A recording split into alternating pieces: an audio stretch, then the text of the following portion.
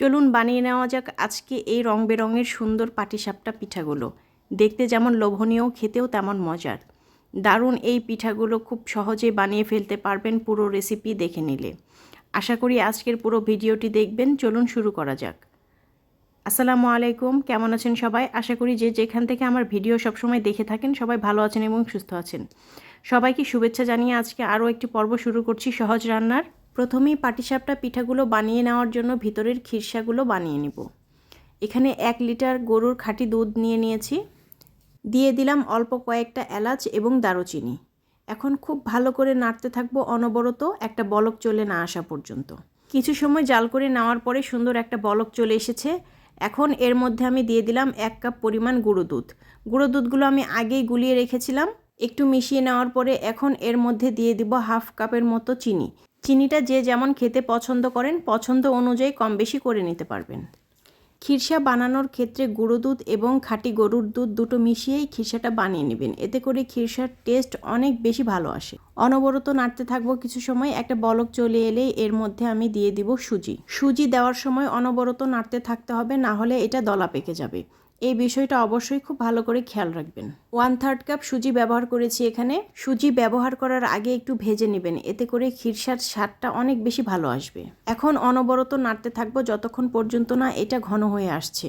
হাতের কাছে যদি সুজি না থাকে সেই ক্ষেত্রে 2 টেবিল চামচ পরিমাণ চালের গুঁড়ো এবং 2 টেবিল চামচ পরিমাণ ময়দা একসাথে মিক্স করে পানি দিয়ে গুলিয়েও এর মধ্যে আপনারা ব্যবহার করতে পারেন। খিরসাটা রেডি হয়ে গেছে, এখন ঠান্ডা হওয়ার জন্য রেখে দেব। পাটিসাপটা পিঠার ব্যাটারটা এখন আমি বানিয়ে নিব।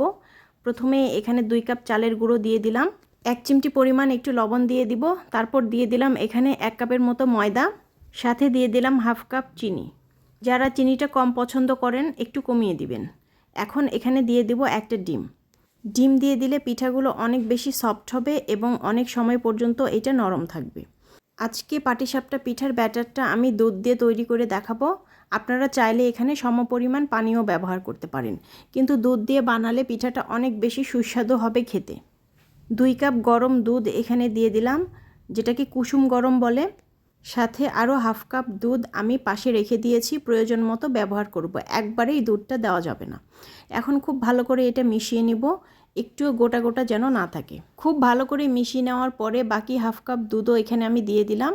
খুব ভালো করে সব কিছু একসাথে মেখে নিয়ে এটা আমি আধা ঘন্টার জন্য রেখে দিব। এখন পিঠাগুলো বানিয়ে নিব।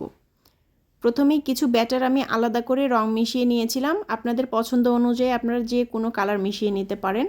তারপর সেটা একটা বোতলের মধ্যে ভরে এরকম করে বিভিন্ন ডিজাইন আপনারা করে নিতে পারেন। দেখতেই পাচ্ছেন কাজটা আমি কিভাবে করছি। এভাবেই সবগুলো পিঠা আমি একে একে বানিয়ে নেব।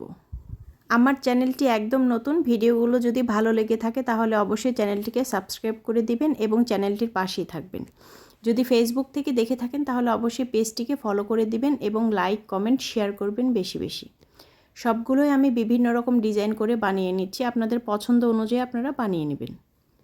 এখানে আমি সামান্য পরিমাণে জর্দার রং ব্যবহার করেছি। আপনারা চাইলে ফ্রুট কালারও ব্যবহার করতে পারেন আপনাদের পছন্দ অনুযায়ী।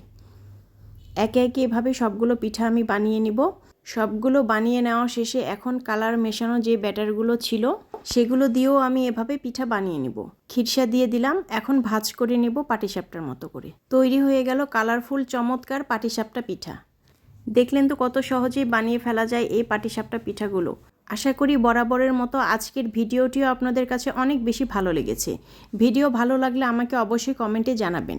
সবাই ভালো থাকবেন এবং সুস্থ থাকবেন। সবাই সবার জন্য দোয়া করবেন। আল্লাহ হাফেজ। আসসালামু আলাইকুম।